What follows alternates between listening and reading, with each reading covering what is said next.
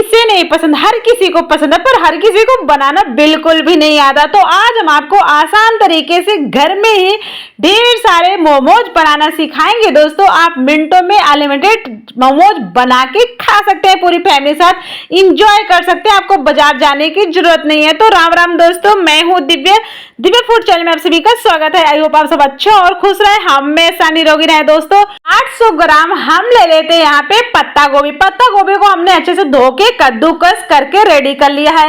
आप चाहे तो इसे मिक्सी जार में भी अच्छे से चॉप कर सकते हैं, वैसे चॉपर में करेंगे तो ज्यादा बढ़िया रहेगा, और कद्दूकस करने वाला जो बारीक वाला उससे करेंगे तो और बढ़िया रहेगा, जैसे कि मैंने किया है। तो दोस्तों यहाँ पे मैंने डाल दिया है इसमें नमक मैंने आधा चम्मच डाला है। इसे अच्छे से मिला के रख देते हैं, इसे हम 15 से 20 मिनट यानी आधे घंटे तक के लिए, और तब तक हम बाकी की तैयारियां कर लेते हैं। तो दोस्तों यहाँ पे मैंने लिया है 200 ग्राम मैदा लिया है। आप इसे गेहूं के आटे से भी बना सकते हैं, वो आपकी मर्जी के ऊपर है दोस्तों। तो यहाँ पे मैं सिर्फ मैदा से आज बना रही हूँ। तो दोस्तों मैंने मैदा लिया, उसके बाद मैंने नमक डाला स्वाद अनुसार, और 2 चमची मैंने डाला यहाँ पे मूंगफली का तेल। मोवन रेडी करके उसको अच्छे से हमने मिक्स किया मोवन को। उसके बाद हमें यहाँ पे आराम से थोड़ा थोड़ा पानी डाल के इसे हमें थोड़ा सा सॉफ्ट डो तैयार करना है। हार्ड बिल्कुल भी नहीं तैयार करना, इस चीज का ध्यान रखिएगा। आप यहाँ पे देख सकते हैं किस तरह से जैसे हमारा आटा लगता है रोटी के लिए ना, बिल्कुल हमें वैसा ही इसको लगा के रेडी करना है। तब तक के लिए हम इसको आधे 1 घंटे के लिए रेस्ट के लिए और भी रख देते हैं। आटा तब तक रेस्ट हो जाता, थोड़ा सा मतलब 15-20 मिनट तो रेस्ट हो ही जाएगा, ज्यादा नहीं होगा। तो दोस्तों तो यहाँ पे अब हम आ गए, हमारा जो रेडी था पत्ता गोभी, जो हमारा पत्ता गोभी में नमक डाल रखा था दोस्तों, तो अब ये बहुत ही अच्छा पत्ता गोभी ने पानी छोड़ दिया है।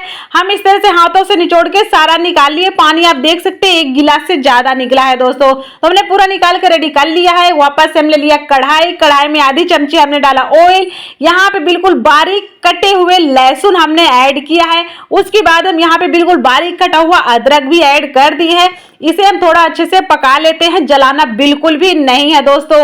और एक बारीक कटी हुई हमने यहाँ पे प्याज ऐड कर दिया। आप चाहे तो इसको चॉप करके भी ऐड कर सकते हैं, और भी आप हरी सब्जियां खाएं, शिमला मिर्च खाएं, इस पे गाजर खाएं तो आप उन्हें भी जरूर डाल सकते हैं दोस्तों। मेरे पास नहीं थी इसलिए मैंने नहीं डाली है दोस्तों। तो और यहाँ पे आपको जैसे मैंने हरी मिर्च ली है, हरी मिर्च यूज करना, जरूर यूज करना, बहुत ही अच्छा सा फ्लेवर आता है दोस्तों।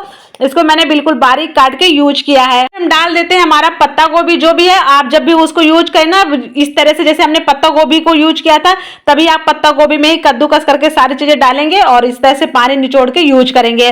तो भी अब हम यहाँ पे डाल दिए स्वाद अनुसार थोड़ा सा और नमक ऐड कर दिए, काली मिर्च हमने कूट के ऐड कर दिया।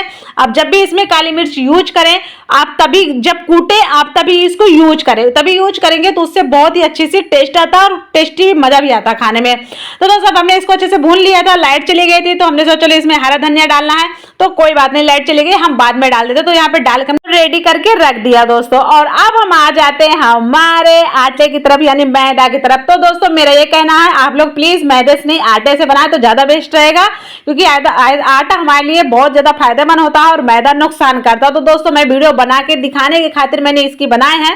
वैसे तो मैं हर चीज आटे की बनाने की कोशिश करती हूँ। और बिल्कुल छोटी सी लोई लेना है, फिर उसको हाथों से बेलना है, बिल्कुल छोटी से बेलना। चाहे तो आप एक बड़ी रोटी बेले और फिर उससे एक कटोरी से या छोटे कोई गिलास से उससे कटिंग कर करके सारे एक साइज की बढ़िया आराम से बनाएं। तो दोस्तों मैं आपको दिखा रही हूँ आज मैं कैसे शेप बना रही हूँ। तो 2-3 शेप मेरे अच्छे से वीडियो नहीं शूट हो पाया था, उसमें अच्छे से धुंधुल सा दिख रहा था दोस्तों, तो मैंने ध्यान नहीं दिया था मेरा वीडियो कैसा है, नहीं तो मैं उनको और अच्छे से बनाने की कोशिश करती आपको दिखाने की।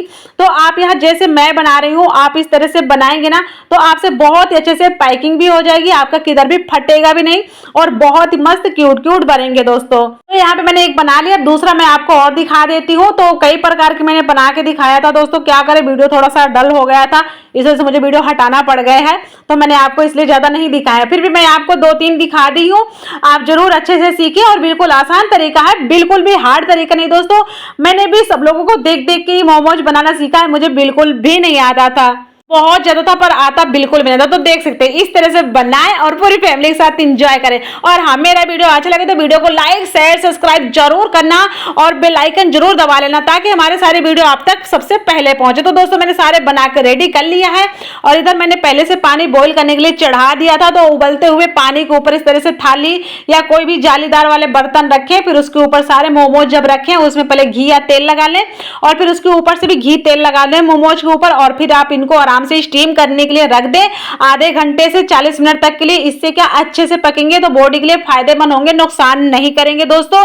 इसलिए इसको ज्यादा से ज्यादा पकाना बहुत ज्यादा जरूरी है और हाई फ्लेम पे ही पकाएं, लो फ्लेम पे बिल्कुल भी ना पकाएं। तो दोस्तों मैं उस टाइम उसमें घी लगाना भूल गई थी तो मैं यहाँ पे बाद में लगा दी हूँ उतारने के बाद। तो दोस्तों अब इस तरह से रहेंगे और हमारे चैनल पे नए नए ही आपको वीडियो मिलते